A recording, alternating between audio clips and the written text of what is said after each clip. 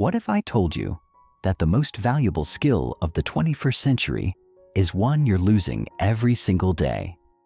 A skill that built empires, wrote timeless books, and split the atom. But today, it's dying.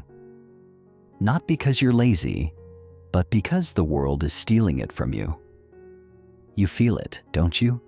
The scrolling, the pings, the tabs, the noise. You try to focus, but your brain refuses. Welcome to the age of distraction, where your attention is the battlefield and your focus is the prize. But there's another way. A secret path walked by the most successful minds in history. And in this book, Cal Newport will hand you the map. But beware, this isn't motivation. It's transformation. You won't just listen, you'll train. Because deep work isn't a concept, it's a weapon. You're listening to QuickBook Voice, where books become battle plans. Subscribe now and sharpen your mind. Let's begin. It was exactly 4:23 a.m. when Professor Cal Newport made a decision that would change his life forever. Hunched over a chipped desk in his dimly lit Harvard dorm, his fingers trembled from caffeine and exhaustion. The air was thick with the stale scent of overworked ambition. Empty coffee cups, crumpled papers, a blinking cursor that hadn't moved in over an hour. But it wasn't the sleep deprivation that haunted him. It was what he noticed.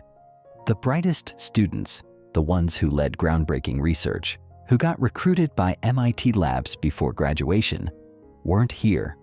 They weren't grinding until dawn. They weren't buried under notification hell. While everyone else was glorifying busyness, a secret group had quietly mastered a different game. They worked less, they produced 10 times more, and they disappeared from the noise like ghosts.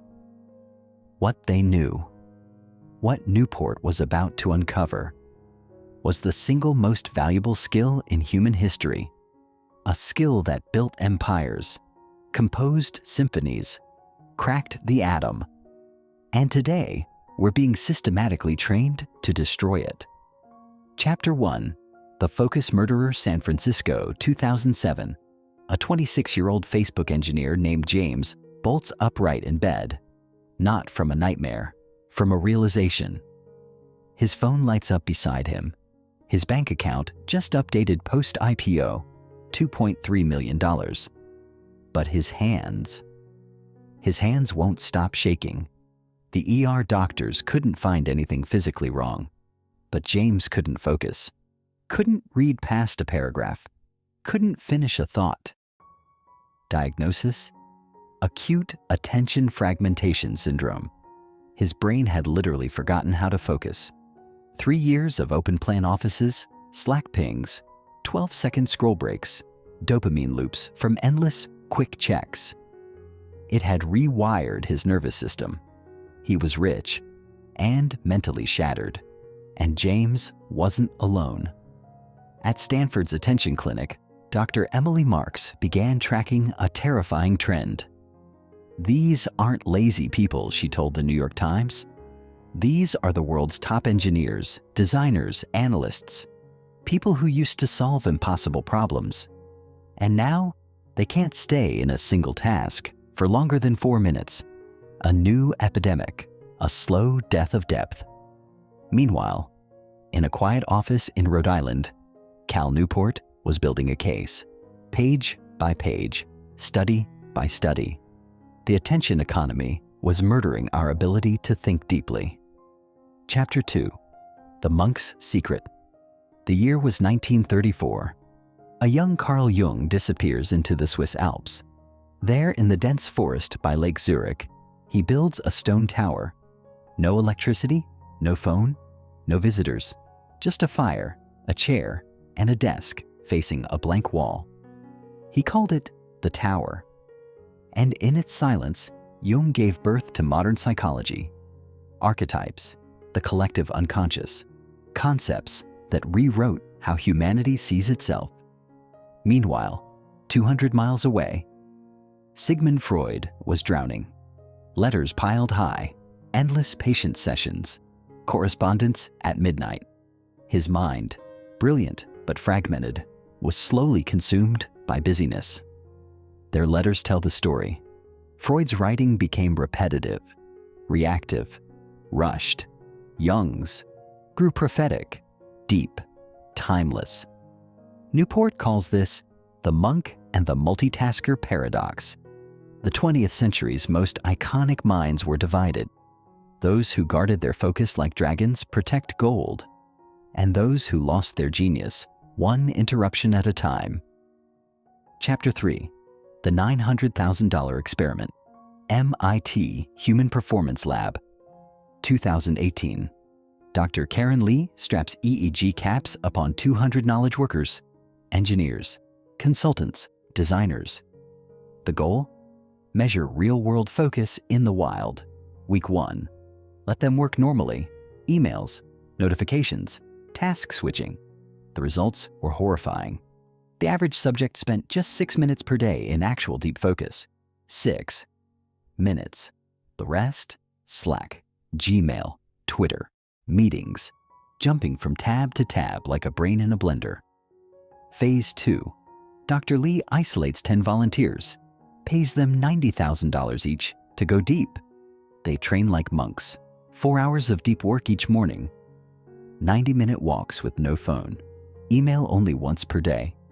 No social media during work hours. After 90 days, their output triples. But that's not the miracle.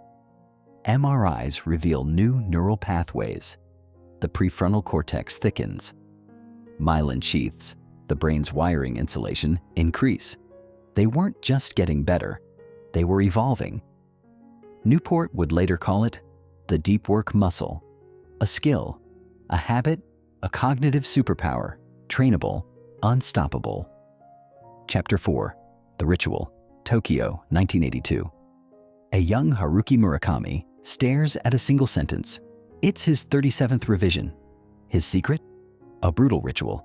Wake at 4 a.m., write 5 hours, run 10 kilometers, eat, read, sleep, repeat, for decades. Newport studied dozens of geniuses, and again, one thing appeared. Ritual. Maya Angelou rented hotel rooms just to write in silence. Elon Musk blocks every minute of his day. Stephen King writes at the exact same time, in the exact same chair, every day. Why? Because the brain craves predictable focus.